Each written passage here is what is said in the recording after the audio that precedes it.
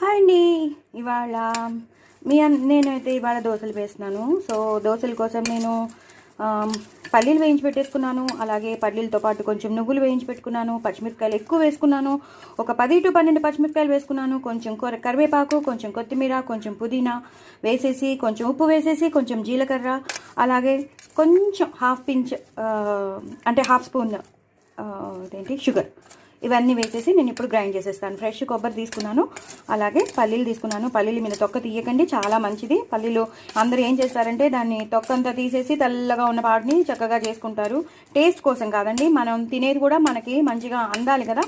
So మనకి మంచి vitamins, proteins అన్నీ అందాలన్నా, వాటిల్లో ఉన్న మనకి బెనిఫిట్స్ అందాలంటే మాత్రం తప్పకుండా పొట్టుతో పాటే మీరు పల్లీలు వేసేసుకోండి. నేను ఇందాక చెప్పాను కదా, కొంచెం పల్లీలు వేసుకున్నాను, నువ్వులు వేసుకున్నాను, జీలకర్ర వేసుకున్నాను, కొబ్బరికాయ ఒక హాఫ్ చెక్క పెద్దది అది వేసుకున్నాను, ఎక్కువ పచ్చిమిరపకాయలు వేసుకున్నాను, కొత్తిమీర, పుదీనా, కరివేపాకు.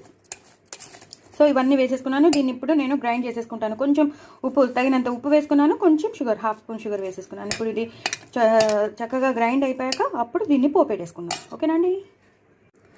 చూసారు కదా, ఇంకా నలగలేదు. ఇప్పుడు కొంచెం వాటర్ పోసి మనం నలగొట్టుకోవచ్చు.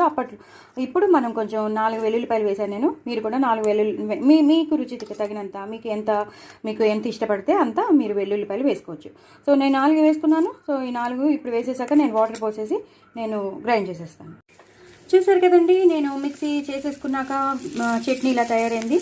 ఇప్పుడు నేను పోపు కూడా వేయించి పెట్టేసుకున్నాను. ఆవాలు, జీలకర్ర, ఎండుమిరపకాయలు, అలాగే కొంచెం కొత్తిమీర, పుదీనా, కరివేపాకు అవన్నీ చేసుకున్నాను. అది కూడా చాలా సన్నగా తరిగి పెట్టేసుకుని పైనుంచి ఇంకొంచెం కొత్తిమీర వేసేసుకుని ఇంగువ పోపు పెట్టేసుకోవాలి.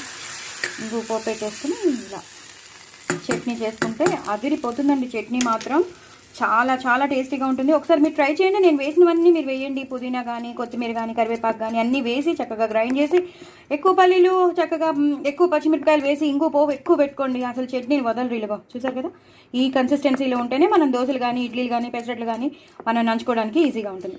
డూ ట్రై ఇట్ అండి. నా ఛానల్ సబ్స్క్రైబ్ చేసుకోండి, సపోర్ట్ చేయండి. Very very tasty idli, dosa, chutney, పల్లీ చట్నీ సూపర్ ఉంటుంది. పల్లి కొబ్బరి చట్నీ. బాయ్ అండి.